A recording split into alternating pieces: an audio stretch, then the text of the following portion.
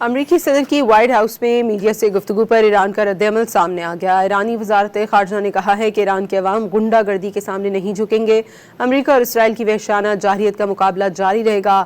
ڈٹ جانے کی وجہ سے امریکہ ایران کو دہشت گرد قوم کا خطاب دے رہا ہے۔ اب جنگ میں ناکامی پر امریکہ نے ایرانی قوم کی توہین شروع کر دی۔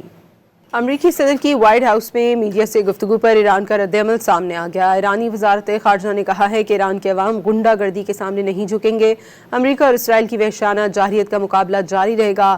ڈٹ جانے کی وجہ سے امریکہ ایران کو دہشت گرد قوم کا خطاب دے رہا ہے۔ اب جنگ میں ناکامی پر امریکہ نے ایرانی قوم کی توہین شروع کر دی۔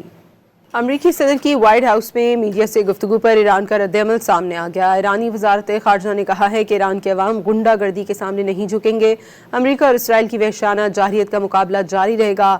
ڈٹ جانے کی وجہ سے امریکہ ایران کو دہشت گرد قوم کا خطاب دے رہا ہے۔ اب جنگ میں ناکامی پر امریکہ نے ایرانی قوم کی توہین شروع کر دی۔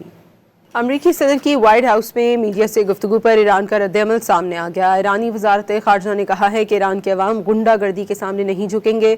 امریکہ اور اسرائیل کی وحشیانہ جارحیت کا مقابلہ جاری رہے گا۔ ڈٹ جانے کی وجہ سے امریکہ ایران کو دہشت گرد قوم کا خطاب دے رہا ہے۔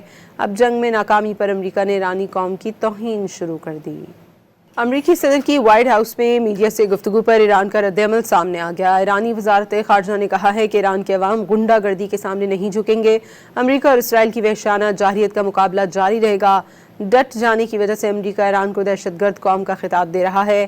اب جنگ میں ناکامی پر امریکہ نے ایرانی قوم کی توہین شروع کر دی۔ امریکی صدر کی وائٹ ہاؤس میں میڈیا سے گفتگو پر ایران کا رد عمل سامنے آ گیا۔ ایرانی وزارت خارجہ نے کہا ہے کہ ایران کے عوام غنڈہ گردی کے سامنے نہیں جھکیں گے۔ امریکہ اور اسرائیل کی وحشیانہ جارحیت کا مقابلہ جاری رہے گا۔ ڈٹ جانے کی وجہ سے امریکہ ایران کو دہشت گرد قوم کا خطاب دے رہا ہے۔